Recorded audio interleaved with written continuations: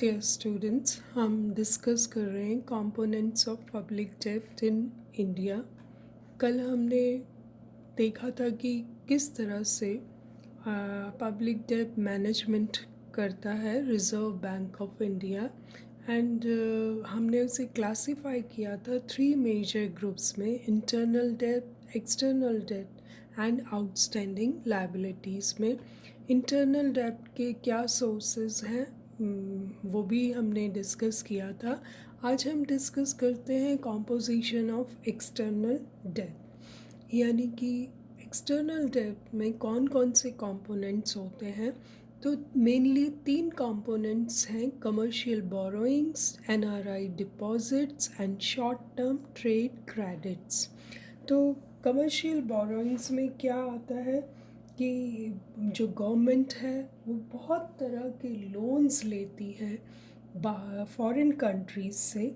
कुछ मल्टीलेटरल होते हैं, कुछ बायलेटरल होते हैं जो एग्रीमेंट्स के through. Some loans are concessional, some loans are non concessional. जैसे कि आईडीए से जो लोन्स आते हैं वो कंसेशनल होते हैं। आईबीआरडी से भी लोन्स आते हैं जिसे आप वर्ल्ड बैंक के नाम से भी जानते हैं। फिर दूसरे देशों की गवर्नमेंट्स भी कई बार लोन देती हैं। तो हमारे जो फाइनेंशियल इंस्टीट्यूशंस हैं या प्राइवेट सेक्टर्स हैं in other countries, they also give loans to the governments. तो गवर्नमेंट बोरोइंग में concessional, non concessional, long term, short term कई तरह के क्रेडिट्स हैं, पब्लिक बोरोइंग्स हैं जो कि सरकारें लेती हैं बाहर से लोन्स। इसमें एनआरआई डिपॉजिट्स के बारे में बात करें तो NRI deposits are foreign currency deposits made in an Indian bank by a non-resident Indian for at least 1 year। हम इसमें उस पैसे को इंक्लूड करते हैं। एनआरआई डिपॉजिट्स में फॉरेन डायरेक्ट इन्वेस्टमेंट भी है, बहुत सारे इसके कंपोनेंट्स हैं।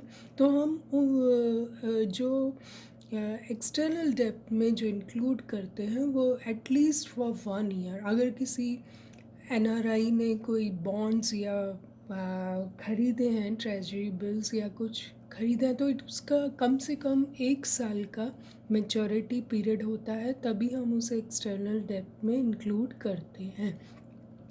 और this amount is paid back to the NRIs on maturity along with the interest earned. यहाँ मैं आपको एक बात और बताना चाहूँगी कि एक आप न्यूज़पेपर में पढ़ते होंगे एनआरआई रेमिटेंसेस।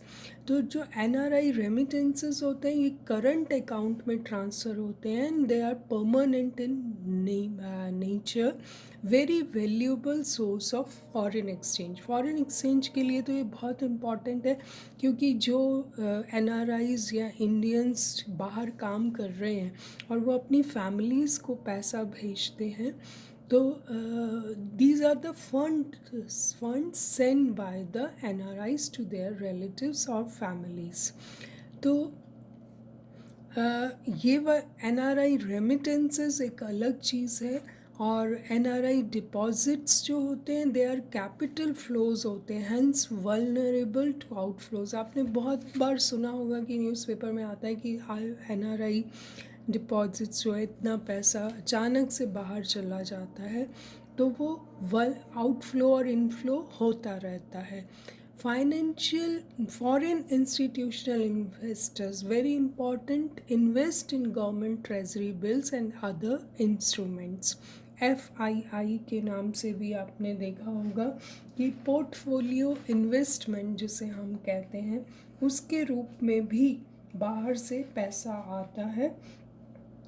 तो जो it is the if the investor has only a sort of property interest in investing the capital in buying equities, bond, other securities in our country, it is termed as portfolio investment. जो बाहर से पैसा आता है, they decide कि उनको equity में डालना है, बॉन्ड्स में डालना है या अदर सिक्योरिटीज़ में डालना है, हम उसे पोर्टफोलियो इन्वेस्टमेंट के नाम से जानते हैं।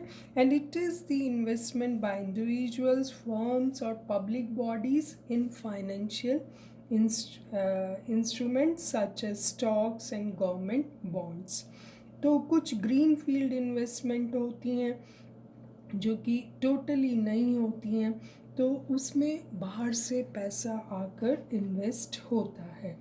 तो there are many ways the money is invested. तो हम इस सब को गवर्नमेंट ऑफ इंडिया के एक्सटर्नल डेब्ट में इंक्लूड करते हैं, क्योंकि these are they we have to pay them back.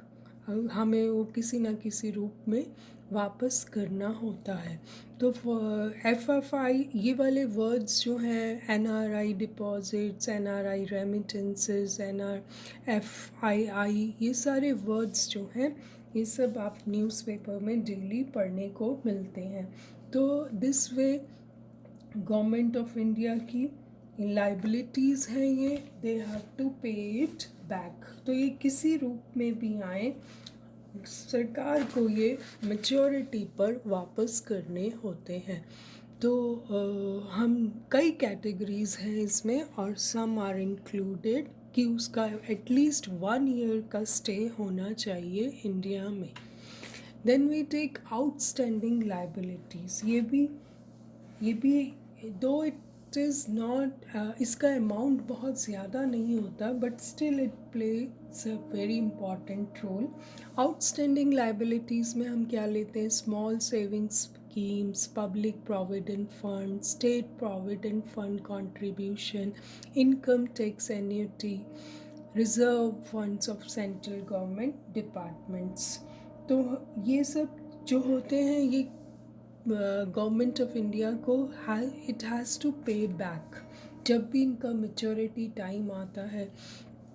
तो ये सब है जो इसको, all these are outstanding liabilities which the government of India is liable to repay on maturity।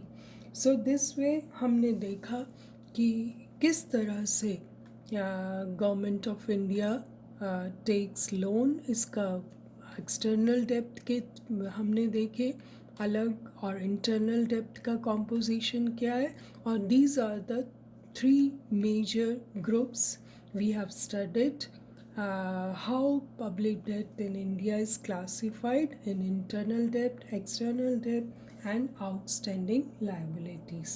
तो इस तरह से सरकार रेज करती है रिसोर्सेस इस 3 मेजर ग्रुप्स के through. Now in next lecture we'll study the latest trends in the public debt of Government of India। Thank you so much.